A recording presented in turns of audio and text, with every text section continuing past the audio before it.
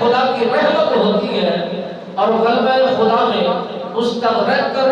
زندگی کو بسر کرتا ہے، اور جو بندہ مومن یہی ورد رکھتا ہوا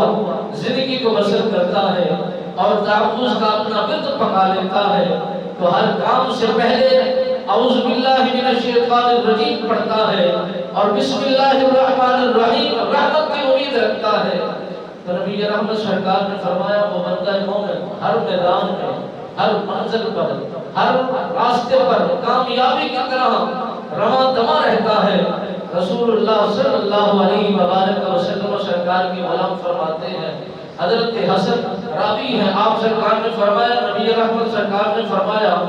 جو بندہ مومن یہی سمجھے کہ میں اللہ کی پناہ میں رہوں اور اللہ کے حدود کے اندر رہوں اور اس کی مکرم ملائکہ میری حفاظت فرمائیں، تو وہ فرماتے ہیں کہ نبی رحمت سرکار کا دیا ہوا انمول تحفہ اگر زندگی میں وہی اپنا کر زندگی کو بسر کرتا ہے، وہی منزلیں طے کرتا ہے، وہی کامیابیوں کے راستے پر چلتا ہے۔ رسول اللہ صلی اللہ علیہ وآلہ وسلم سرکار نے فرمایا، اور یہ غلام یہ راوی ہیں اس بات کے کہ انہوں نے فرمایا رسول اللہ صلی اللہ علیہ وآلہ وسلم اس بات کی گواہی دے رہے ہیں، جو بندہ مومن اللہ کی بارگاہ میں عرض و گزار کرتا ہے اور 300 ایسے حجابات ہیں جو انسان اور اس ابلیس کے درمیان حائل کر دیے جاتے ہیں اور انسان کو اس ملعون سے دور کر دیا جاتا ہے۔ جو بندہ مومن اللہ کی بارگاہ میں یہی عرض و گزار کرتا ہے کہ مولا میں دل سچے سے، قلب صاف سے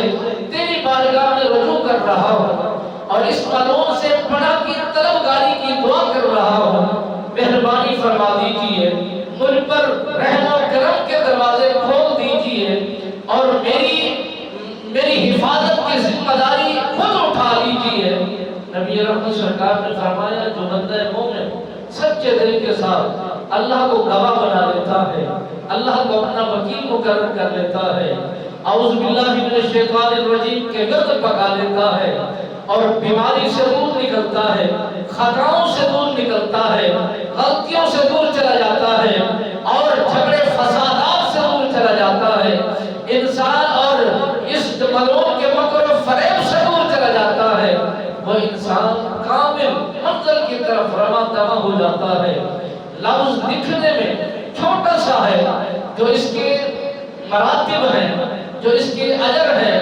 جو اس کے رتبے ہیں، جو اس کی عنایات ہیں، بہت زیادہ ہیں۔ میرے نبی رحمت سرکار نے فرمایا جو بندہ مومن جب سچے دل کے ساتھ اللہ کو گواہ بنا کر وکیل مقرر کر کے اللہ سے پناہ طلب کرتا ہے کہ مولا